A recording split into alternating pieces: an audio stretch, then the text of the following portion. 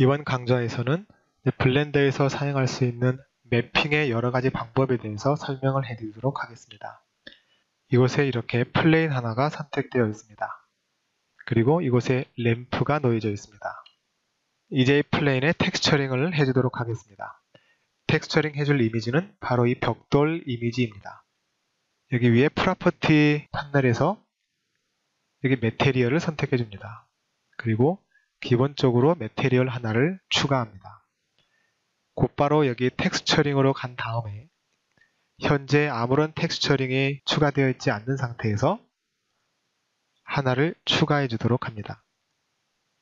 이렇게 하면 이제 기본적으로 검은색의 텍스처링이 추가가 되는데 우리는 현재 이 벽돌 이미지로 텍스처링을 해주도록 할 것이기 때문에 여기에 보면 타입이 이미지로 되어 있어야 합니다. 밑에서 이 오픈 버튼을 눌러서 그 벽돌 이미지를 불러옵니다. 그러면 이렇게 그 이미지가 로드 되어 있습니다. 이 아래에 보면 이렇게 매핑이 있는데 UV를 선택해 줍니다. 이제 이 모델과 그 이미지를 UV로 매핑해 주기 위해서는 이 플레인을 탭키를 눌러서 에디트 모드로 들어간 다음에 U키를 눌러서 언랩을 해줘야 됩니다. 그러면 이제 이 플레인과 이 벽돌 이미지가 UV로 언랩되어서 매핑이 되어집니다. 좀 더 쉬운 설명을 위해서 창문을 하나 더 열어두도록 하겠습니다. 그리고 이쪽을 UV 에디터로 변경합니다. 그러면 현재 이곳에 있는 이 플레인이 이 이미지와 정확하게 이렇게 매핑이 되어 있음을 알 수 있습니다. 현재 매핑되어 있는 그 매테리얼을 실시간으로 보여주기 위해서 여기서 보이는 매테리얼을 선택합니다. 그러면 현재 이렇게 매핑이 되어 있음을 볼 수 있습니다. 이 오른쪽에 있는 이 UV 에디터에서 안에 있는 매핑을 바꿔주면 실제로 그 매핑의 위치가 바뀌는 것을 볼 수 있습니다. 자, 이제 이 창문을 다시 닫아두도록 하겠습니다. 지금 현재 텍스처링이 된 상태에서 여기에 보면 아무런 입체감이 느껴지지 않습니다. 단지 그냥 평평한 사진 하나가 붙어 있는 것처럼 보입니다. 이제 이 벽돌에 입체감을 주기 위해서 매핑 이미지를 선택하도록 합니다. 우리가 선택할 매핑 이미지는 바로 이 매핑 이미지입니다. 자, 범프 이미지라고 불리는데 이 범프 매핑은 자, 흰색일수록 표면에서 밖으로 튀어나오고 그리고 검은색일수록 안으로 들어가 보입니다. 그리고 그 중간에 회색이 있다면 그것은 그 중간쯤에 튀어나오고 들어가는 것을 결정하게 해줍니다. 다시 블렌더로 돌아가서 텍스처링에 이제 두 번째 텍스처링 이미지를 불러오겠습니다. New를 선택해서 추가한 다음에 오픈을 눌러서 그 범프 이미지를 불러옵니다. 그러면 현재 이 범프 이미지가 이 텍스처링처럼 되어버렸습니다. 이 오른쪽에 있는 이 부분을 스크롤해서 내려가 보면 지금 현재 디퓨즈 밑에 이렇게 컬러 부분이 선택되어 있습니다. 하지만 우리는 이 범프 이미지를 컬러로 사용하지 않을 것이기 때문에 이것을 선택 해제해 줍니다. 그러면 원래 그 벽돌 이미지가 다시 텍스처링의 이미지 색깔로 나옵니다. 그 오른쪽에 지오메트리 밑에 보면 여기 노멀이라는 부분이 있습니다. 이곳을 선택해 줍니다. 그러면 이제 이렇게 입체감이 보입니다. 지금 현재 이 결과물을 자세히 보면 이 벽돌과 벽돌 사이에 이 콘크리트 부분이 사실은 안으로 들어가야 되는데 실제로 밖으로 나와 보입니다. 그것은 왜 그러냐면 이 이미지에서 좀 전에 말씀드렸듯이 흰색은 밖으로 튀어나오고 그리고 검은색은 안으로 들어가는데 이 흰색이 밖으로 튀어나와 보이기 때문에 그렇습니다. 이럴 경우에 우리가 선택할 수 있는 방법은 두 가지가 있습니다. 한 가지는 뭐냐면 이 이미지의 검은색과 흰색을 바꿔서 다시 저장해서 사용하면 됩니다. 그리고 다른 한 가지는 뭐냐면 이 노멀의 값을 음수로 바꿔주면 됩니다. 지금 현재 양수 1.0이기 때문에 이거를 마이너스 1.0으로 바꿔주면 이렇게 수정되어 있음을 알 수 있습니다. 이렇게 입체감을 줄 수 있는 매핑 이미지는 범프맵 이미지 외에 노멀 맵이라는 것이 있습니다. 바로 이 맵인데요. 노멀 맵은 비트맵과는 달리 RGB 색깔, 즉 레드와 그린과 블루의 색깔을 사용해서 X축과 Y축 그리고 Z축으로 튀어나오는 방향을 결정해 줍니다.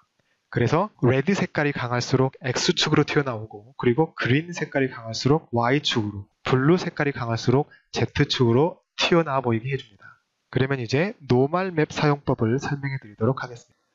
지금 현재 선택되어 있는 이 범프 맵을 잠시 보이지 않도록 해 놓겠습니다. 그리고 세 번째, 새로운 텍스처를 하나 추가합니다.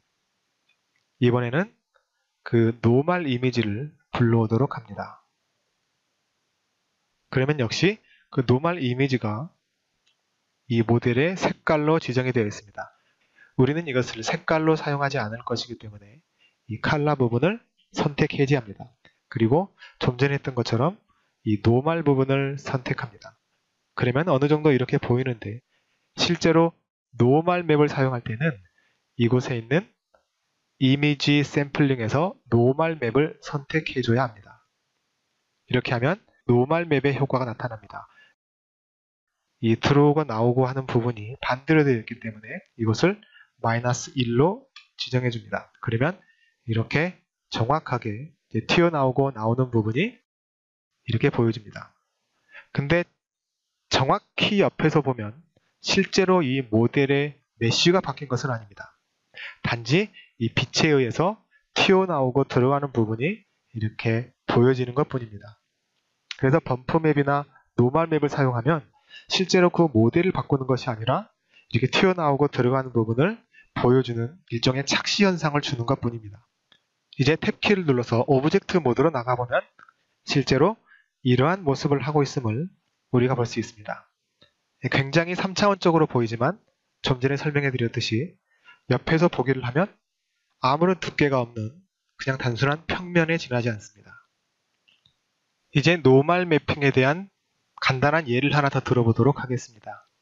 지금 현재 선택되어 있는 이 텍스처링을 잠시 이렇게 숨겨 놓겠습니다. 네 번째, 새로운 이미지 하나를 불러옵니다. 자, 이번에 불러올 이미지는 바로 이 이미지입니다. 그리고 나서 우리는 이 이미지를 색깔로 사용하지 않을 것이기 때문에 이것을 해제하고 노멀을 잡아줍니다.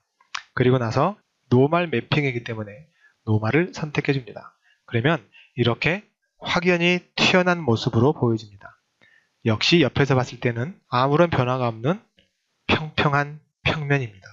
자, 이렇게 3차원적으로 보여지는 그러한 역할을 범프 매핑과 또 노멀 매핑이 한다고 설명해 드렸습니다. 하지만 경우에 따라서는 이렇게 3차원적으로 보여주는 것뿐만이 아니라 실제로 이 모델을 바꿔주도록 하는 그러한 경우가 필요할 때가 있습니다. 그럴 때 우리는 디스플레이스먼트 매핑을 사용합니다. 자, 이제 디스플레이스먼트 매핑 사용법에 대해서 설명해 드리도록 하겠습니다. 지금 현재 있는 이 패널을 삭제하도록 하겠습니다. 그리고 새롭게 플레인 하나를 더 선택한 다음에 정면에서 봤을 때 이렇게 90도로 세워줍니다. 자, 이곳에 디스플레이스먼트로 사용하기 위해서는 여기에 있는 모디파이어를 선택합니다. 그리고 이곳에 보면 디스플레이스라는 옵션이 있습니다. 바로 이 모디파이어가 디스플레이스먼트 매핑을 사용하게 해주는 모디파이어입니다. 이 플레인에 사용할 이미지 하나를 불러와야 합니다. 여기에 보면 텍스처라는 부분에 이 뉴 오른쪽에 보면 이 버튼이 있습니다. 이 버튼을 누르면 새로운 텍스처를 부르기 위해서 텍스처 탭으로 곧바로 이동하게 됩니다. 이때 한 가지 유념해야 될 것은 여기에 보면 바로 이 아이콘이 선택되어 있어야 합니다. 이제 New를 눌러서 이미지를 불러옵니다. 이 이미지를 선택해 보도록 하겠습니다. 자, 그리고 탭 키를 눌러서 Unwrap을 해줍니다. 지금 현재 아무런 변화가 일어나지 않습니다. 왜 그러냐면 지금 현재 있는 이 텍스처링에서 흰색은 밖으로 튀어나오고 또 검은색은 안으로 들어가야 되는데 이 플레인에서 탭키를 눌러서 에디트 모드로 들어가 보면 지금 현재 이렇게 단순히 4개의 점으로 만들어진 하나의 플레인이기 때문에 그 중간에 튀어나오고 나올 수 있는 그러한 점들이 없기 때문에 그렇습니다. 그래서 이 안에 훨씬 더 촘촘한 그러한 메쉬를 만들어 줘야 됩니다. W키를 누르면 이렇게 스페셜스 메뉴가 나옵니다. 이때 이 Subdivide를 누르게 되면 이 안에 이렇게 2개씩 쪼개어 줍니다. 다시 한번 W키를 누르면 다시 쪼개어 주고 또 W키를 누르면 다시 쪼개어 줍니다. 이제 탭키를 눌러서 밖으로 나가보도록 하겠습니다. 여전히 아무런 변화가 없습니다. 다시 탭키를 눌러서 W키를 누르고 다시 Subdivide를 해주고 나가보겠습니다. 그러면 이제 이 정도로 어느 정도 변경이 되어 있음을 볼 수 있습니다. 다시 탭키로 들어가서 다시 한번 쪼갠 다음에 다시 나가보도록 하겠습니다. 그러면 이런 식으로 이렇게 튀어져 나와 보입니다. 다시 들어가서 정말 촘촘하게 해보도록 하겠습니다. 그러면 이젠 이렇게 모양이 나옵니다. 다시 Displace Modifier로 가서 보면 이곳에 Strength라는 값이 있습니다. 바로 이 값을 변경시켜주면 이렇게 어느 정도까지 튀어나올 것인가를 결정해 줄 수 있습니다. 0.1로 지정해 보도록 하겠습니다. 이렇게 되면 이런 식으로 모양이 나옵니다. 이곳에서 스무드를 한번 선택해 보도록 하겠습니다. 이렇게 하면 이런 식으로 메쉬가 변경되어 있습니다. 이것은 단순히 이 3차원적으로 보여주는 것이 아니라 실제로 이 메쉬가 변경되어 있습니다. 뒤에서 보면 이렇게 들어가 있고 앞에서 보면 이렇게 튀어나와져 있습니다. 지금까지 설명한 내용은 바로 블렌더 렌더러 엔진을 사용했을 때 범프 매핑과 그리고 노멀 매핑을 사용하는 방법이었습니다. 하지만 사이클스 렌더러를 사용할 때는 범프 맵 혹은 노멀 맵을 사용하는 방식이 다르기 때문에 자, 이번에는 사이클스 렌더러를 사용했을 때 사용할 수 있는 방법을 설명해 드리도록 하겠습니다. 블렌더를 다시 새롭게 시작하도록 하겠습니다. 우선 렌더러 엔진을 사이클스 렌더러로 선택해 줍니다. 그리고 기본으로 주어지는 이 큐브를 없애고 이번에는 UV 스피어를 선택해 주도록 하겠습니다. 그리고 이곳에 스무드를 눌러서 이렇게 부드러운 표면을 만들어 줍니다. 이렇게 창문을 2개로 나눠 주도록 하겠습니다. 그리고 오른쪽 면에 있는 이것을 먼저 UV 에디터를 선택합니다. 이제 기본적으로 주어질 그 매테리얼을 선택하기 위해서 이곳에서 매테리얼을 추가해 줍니다. 이 스피어를 탭키를 눌러서 에디트 모드로 들어간 다음에 이제 이곳에 이미지를 랩핑할 것이기 때문에 이것을 언랩할 때 사용할 수 있는 씬을 하나 만들어 주도록 하겠습니다. 자, 간단히 씬이 뭔지 우선 설명을 해드리도록 하겠습니다. 이 상태에서 U키를 눌러서 언랩을 하면 이런 식으로 이 전체에 있는 모든 메쉬가 이렇게 묶여서 나옵니다.